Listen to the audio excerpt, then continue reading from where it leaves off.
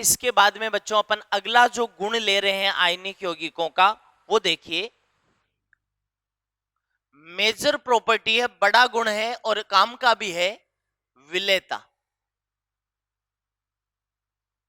या अपन कहते हैं सॉल्युबिलिटी।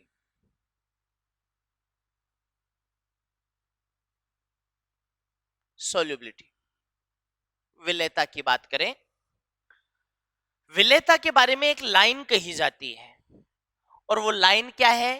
लाइक डिजोल्व लाइक, यानी हिंदी में अगर मैं बोलूं तो समान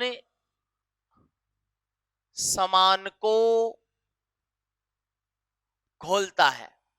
लाइक डिजोल्व लाइक, इसका मीनिंग क्या हुआ? तो इसका मीनिंग क्या हुआ, देखिए इसका मीनिंग ये हुआ कि अगर कोई यौगिक जिस प्रकृति का है उसको उसी प्रकृति का विलायक चाहिए घुलने के लिए, तो मैं कहूंगा कि देखिए ध्रुवीय यौगिक है या आयनिक यौगिक है, ध्रुवीय या आयनिक यौगिक अगर कोई है तो वो किस में घुलेगा? ध्रुवीय विलायकों में घुलेगा, ठीक है ना? ध्रुवीय विलायकों में घुलता है। ध्रुवीय विलायक के तौर पर अपन जल का उदाहरण ले सकते हैं, जैसे जल एक ध्रुवीय विलायक है भाई। दूसरी तरफ अगर कोई यौगिक अध्रुवीय है, आगे का शब्द जरूर काम का है, ध्यान से देख लीजिएगा, आयनिक की जगह में ले रहा हूं सहसंयोजक, तो अध्रुवीय सहसंयोजक यौगिक, अध्रुवीय या सहसंयोजक यौगिक कोई है तो बेटा जी उसे घोलने के लिए कैसा चाहिए माध्यम? अध्रुवीय माध्यम चाहिए। माध्यम का मतलब यहां विलायक से होता है, तो अध्रुवीय और अध्रुवीय की बजाय मैं एक शब्द का इस्तेमाल कर रहा हूं, कार्बनिक विलायक में घुलते हैं। ध्यान से देखिएगा, ठीक है ना? तो लाइक डिजोल्व लाइक का सिंपल मीनिंग तो है कि ध्रुवीय यौगिक ध्रुवीय विलायकों में घुलेंगे और अध्रुवीय यौगिक अध्रुवीय विलायकों में। लेकिन क्वेश्चन नहीं होंगे इतने से, थोड़ा सा और समझिए कि भाई ध्रुवीय या आयनिक यौगिक तो ध्रुवीय विलायकों में घुलेंगे जैसे जल, है ना? लेकिन अध्रुवीय, अब अध्रुवीय में मैं तो ये कहूंगा कि जिनमें सहसंयोजक लक्षण उच्च हो जाएंगे वो फिर इनमें नहीं घुलेंगे। सहसंयोजक यौगिक अगर उच्च हो गए तो कार्बनिक विलायकों में घुलने लग जाएंगे, अध्रुवीय विलायकों में घुलने लग जाएंगे। अब तुम कहोगे कि सर कार्बनिक विलायक के तौर पर क्या क्या काम में आ सकता है? तो सुनो, कई ऑप्शंस में ऐसे लिखा होता है निर्जल एल्कोहल या निर्जल एथेनॉल, तो ये एक कार्बनिक विलायक है और साथ में अध्रुवीय माना जाएगा, है ना? निर्जल ईथर बोल सकता है, ठीक है ना? निर्जल ईथर बोल सकता है, बेंजीन बोल सकता है, ये सब कार्बनिक विलायक हैं और अध्रुवीय माने जाएंगे अगर वो निर्जल है तो।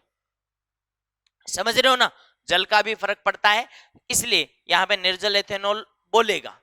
खैर, मैं बात कर रहा था कि जैसे जैसे सहसंयोजक लक्षण अगर बढ़ेंगे तो विलेयता कार्बनिक विलायकों में बढ़ती चली जाएगी। इस चीज का ध्यान रखना। थोड़ा मैं इस चीज को और ज्यादा डिटेल में समझाऊं। देखिए, मैं इसको सिंप्लीफाई करूं तो मैं ऐसा बता दूंगा कि मान लीजिए एक आयनिक यौगिक था, ठीक है ना?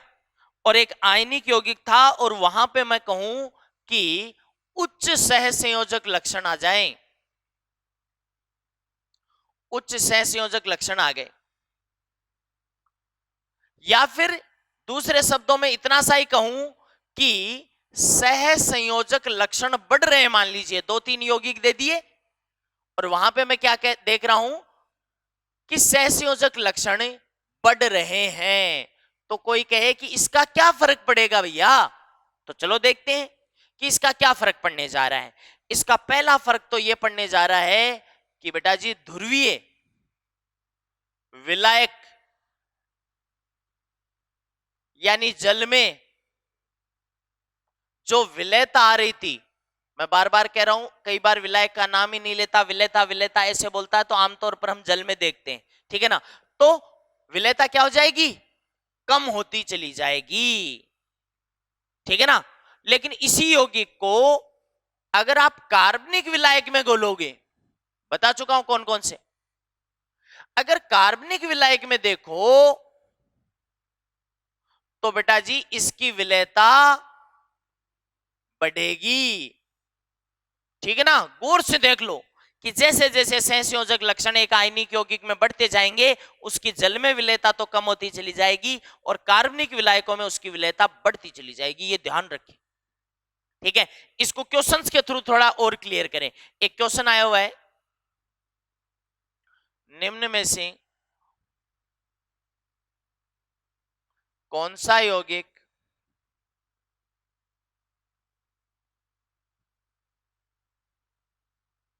ईथर में निष्कर्षित होगा। चार ऑप्शंस दे दिए, LiCl, NaCl, KCl, RbCl। कौन सा यौगिक है जो ईथर में निष्कर्षित होगा। निष्कर्षित होने का मतलब है इनमें से किसको है जिसको ईथर घोल के बाहर ले आएगी, इसका मतलब है बाकी नहीं घुले और एक जना घुल जाए, ऐसा कौन सा है। तो बेटा जी ईथर एक कार्बनिक विलायक है, उसमें कौन घुलेगा जिसमें सहसंयोजक लक्षण सबसे ज्यादा है और सबसे ज्यादा सहसंयोजक लक्षण लिथियम क्लोराइड में है क्योंकि इसका धनायन सबसे छोटा है। एक और क्वेश्चन ऐसा ही देखो, एक क्वेश्चन है कि ईथर में विलेयता का क्रम बताओ, ईथर में विलेयता का क्रम है ना। और ये ऑप्शन दे दिए AgF, AgCl, AgBr और AgI। तो तुम कहोगे सर इधर से इधर अगर अपन जाएं तो R माइनस बढ़ रहा है, ऋणायन का आकार बढ़ रहा है और ऋणायन का आकार बढ़ेगा तो सहसंयोजक लक्षण भी बढ़ रहे हैं, इसलिए बेटा जी ईथर में विलेयता का क्रम ये हो जाएगा। कई बार इस क्वेश्चन को इस तरह से भी पूछ लेता है कि बताइए कि MCl2 और MCl4 में से निर्जल एथेनॉल में कौन सा ज्यादा घुलेगा। तो मैं तो कहूंगा MCl4 ज्यादा घुलेगा क्योंकि MCl4 में सहसंयोजक लक्षण ज्यादा हैं। FeCl2 और FeCl3 में से कौन ज्यादा घुलेगा, तो FeCl3 ज्यादा घुलेगा। क्लियर।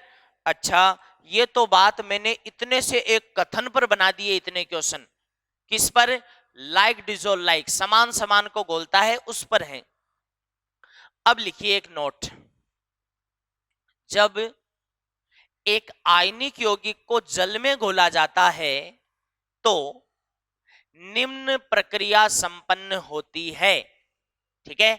तो अब क्या देखने जा रहे हैं, देखिए जब एक आयनिक यौगिक को पानी में घोलेंगे ना तो हम कह रहे हैं कि एक प्रोसेस होता है, एक प्रक्रिया होती है, उसके बारे में हम जानकारी लेंगे। बेटा जी इस प्रक्रिया के दौरान एक चीज ध्यान रखना, हमारे वो वापस शब्द आएंगे कौन से, हाइड्रेशन एनर्जी यानी जलयोजन ऊर्जा, हाइड्रेशन एनर्जी जलयोजन ऊर्जा की मैं बात करूंगा, लेटिस एनर्जी यानी जालक ऊर्जा की मैं बात करूंगा, ठीक है। और कहीं ना कहीं एक नाम पहले आ चुका है, वो है आयन द्विध्रुव आकर्षण, उसकी भी यहां पे चर्चा करूंगा, आयन डाइपोल अट्रैक्शन, ठीक है, आयन डाइपोल अट्रैक्शन की भी बात करूंगा। और मैं यहां से विलेयता की शर्तें भी निकालूंगा, कंडीशन फॉर सोल्युबिलिटी भी आपको बताऊंगा कि कोई यौगिक आयनिक यौगिक है वो कब तो जल में घुल जाएगा और कब नहीं घुलेगा, इसकी कंडीशन भी निकलेगी लास्ट में। ओके, तो मैंने कहा कि जब एक आयनिक कंपाउंड को वाटर में डिसॉल्व करेंगे तो क्या क्या होगा, जरा देखिए। NaCl को ले लेता हूं, NaCl सॉलिड है और मैं इसको वाटर में डिसॉल्व कर रहा हूं, ठीक है। कहां डिसॉल्व कर रहे हैं जी, वाटर में डिसॉल्व कर रहे हैं NaCl को। बेटा जब एक आयनिक कंपाउंड को वाटर में डिसॉल्व करूंगा तो सबसे पहले क्या होने जा रहा है, देखिए ये NaCl आपको बताना चाहता हूं कि Na+ गैस और Cl- गैस में डिसोसिएट होने वाला है। अरे Na+ गैस और Cl- गैस बन जाएंगे। किसी जमाने में जब अपन आयोनिक कंपाउंड को बनाते थे तो याद करिए यही गैसेस केटाइन और गैसेस एनाइन मिलकर इसको बनाते थे। आज उल्टा हो रहा है। मान लीजिए मैंने 1 मोल कंपाउंड को यहां पे डिसॉल्व किया है। कितने मोल कंपाउंड को? 1 मोल को। तो अब याद करो लेटिस एनर्जी की डेफिनेशन क्या थी? ये डेफिनेशन थी कि 1 मोल आयोनिक सॉलिड को जब आप गैसियस केटाइन और गैसियस एनाइन में अलग कर दोगे तो इसके लिए कुछ एनर्जी की जरूरत पड़ेगी। और बेटा जी उस एनर्जी की जरूरत को यहां पे ध्यान रखना, इस दौरान एक एनर्जी रिक्वायर्ड रहेगी। रिक्वायर्ड का मतलब जरूरत रहेगी। एक एनर्जी की जरूरत पड़ेगी और उस रिक्वायर्ड एनर्जी का नाम था लेटिस एनर्जी। भूले तो नहीं? Lattice energy. और बेटा जी ये पॉजिटिव होगी। क्यों? क्योंकि केटाइन एनाइन के बीच में अट्रैक्शन होता है और उनको अलग करने के लिए एनर्जी की जरूरत पड़ेगी। पहला स्टेप हो गया। अब पता है क्या होगा? कहते हैं कि अब इस Na+ के चारों तरफ बहुत सारे वाटर मॉलिक्यूल्स इकट्ठे हो जाएंगे। HOH HOH बहुत सारे। जहां पे आप जानते हो कि HOH में H पर पार्शियल पॉजिटिव और O पर पार्शियल नेगेटिव चार्ज होता है। O पर नेगेटिव होता है, H पे पार्शियल पॉजिटिव होता है। आप बताइए कि Na+ के चारों तरफ वाटर मॉलिक्यूल इकट्ठे हो गए, ये इस अट्रैक्शन से जुड़ गए। कोई पूछे कि ये कौन सा अट्रैक्शन है तो आप कह देना ये तो है आयन और ये कहलाता है डाइपोल। बेटा जी इसको कहते हैं ion dipole attraction. Ion dipole attraction.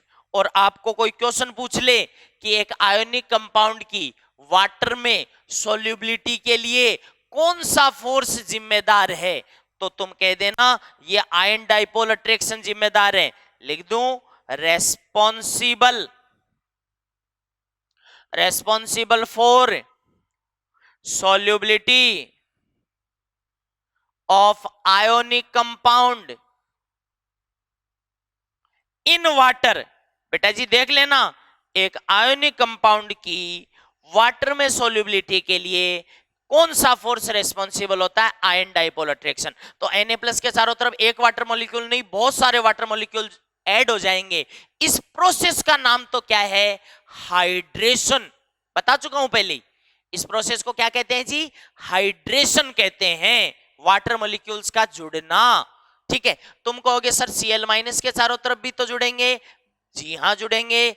Cl- के चारों तरफ भी जुड़ गए, बहुत सारे वाटर मॉलिक्यूल जुड़ गए, लेकिन इस बार इसकी तरफ कौन आएगा? पॉजिटिव एंड आएगा। H पॉजिटिव आएगा, O नेगेटिव दूर रहेगा। इस तरह से देखो ये भी क्या है? आयन और ये है डाइपोल अट्रैक्शन। एक नहीं बहुत सारे वाटर मॉलिक्यूल जुड़ते जाएंगे। इस प्रोसेस को भी हाइड्रेशन कहेंगे। तो यहां जो प्रोसेस हुआ है बेटा इस प्रोसेस का नाम तो है हाइड्रेशन। क्या कहते हैं? हाइड्रेशन। और यहां पे एनर्जी क्योंकि अट्रैक्शन है और केमिस्ट्री में एक रूल है जहां अट्रैक्शन होता है वहां एनर्जी निकलती है। तो यहां एनर्जी निकलेगी, रिलीज होगी, रिलीज्ड एनर्जी। और बेटा जी इस रिलीज्ड एनर्जी का नाम होता है, सुन लो, हाइड्रेशन एनर्जी। क्या? Hydration energy. क्योंकि ये प्रोसेस हुआ है हाइड्रेशन तो हाइड्रेशन एनर्जी है। और ये निकलती है तो नेगेटिव साइन के साथ होगा। अब मेरी बात ध्यान से सुन लो। क्या कभी तुमने पानी में नमक को डिसॉल्व करने की कोशिश की है, सॉल्ट को डिसॉल्व करने की कोशिश की है तो क्या गर्म करने गए हो? क्या नहीं? एनर्जी दी है क्या? नहीं, अपने आप ही डिसॉल्व हो गया। ये कैसे हुआ? मैं बताता हूं कैसे हुआ। साहब यहां से एनर्जी निकली और कहते हैं कि इसको पूरा कर देगी। अरे जो जरूरत है उसे ये निकलने वाली एनर्जी पूरा कर देगी। Means the released energy will compensate the required energy. मतलब हाइड्रेशन एनर्जी इस लेटिस एनर्जी के इक्वल एनर्जी देके इस कंपाउंड को डिसॉल्व करवा देगी, सोल्यूबल करवा देगी।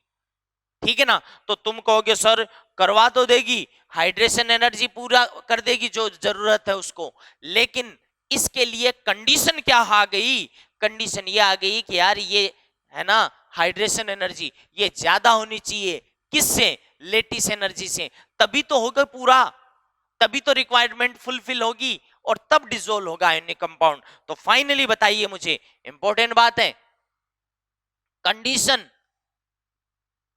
फॉर solubility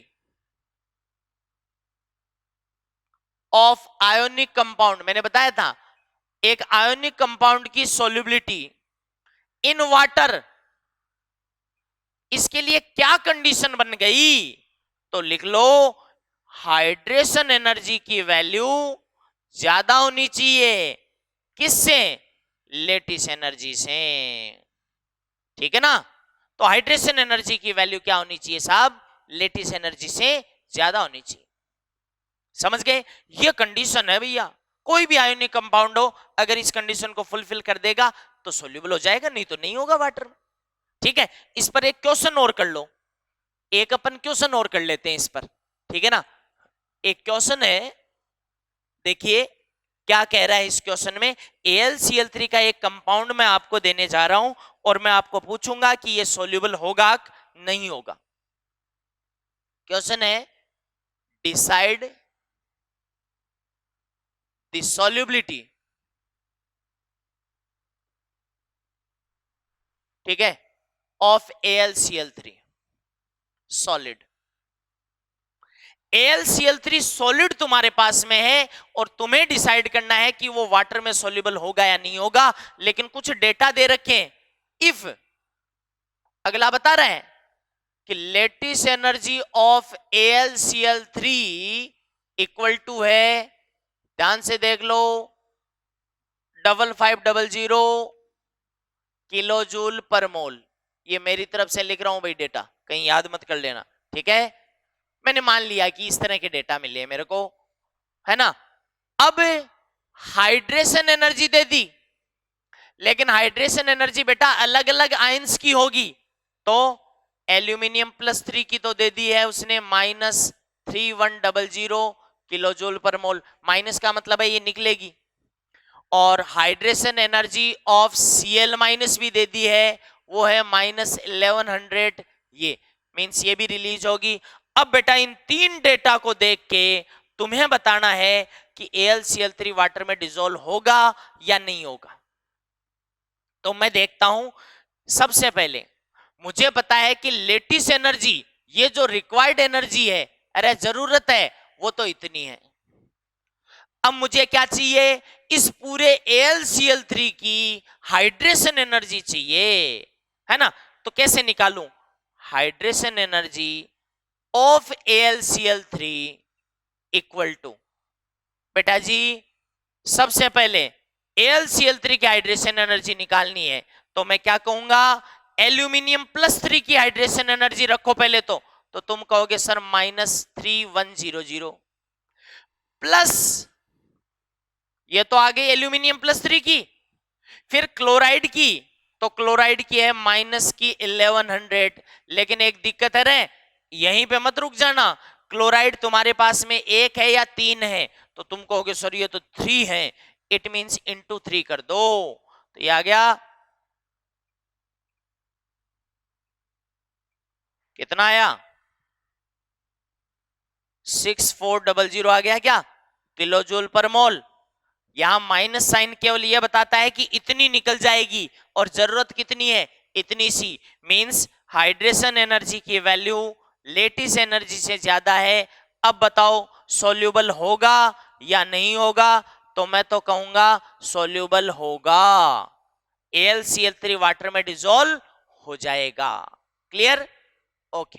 तो बेटा जी मैंने कहा कि इस तरह से जब मैंने एक मोल आयनिक यौगिक को पानी में घोला तो मैंने क्या देखा कि एक प्रक्रिया हुई, सबसे पहले धनायनों और ऋणायनों में अलग हो गया, धनायनों और ऋणायनों में अलग करने के लिए जो आवश्यक ऊर्जा थी उसको मैंने क्या कहा, जालक ऊर्जा, जालक ऊर्जा मींस लेटिस एनर्जी, ठीक है। फिर मैंने देखा कि जो धनायन और ऋणायन बने उनके चारों तरफ जल के अणु इकट्ठे हो गए, और जल के अणु इकट्ठे होना ये प्रक्रिया कहलाती है जल योजन। क्या कहलाती है? जल योजन, यानी हाइड्रेशन कहलाती है।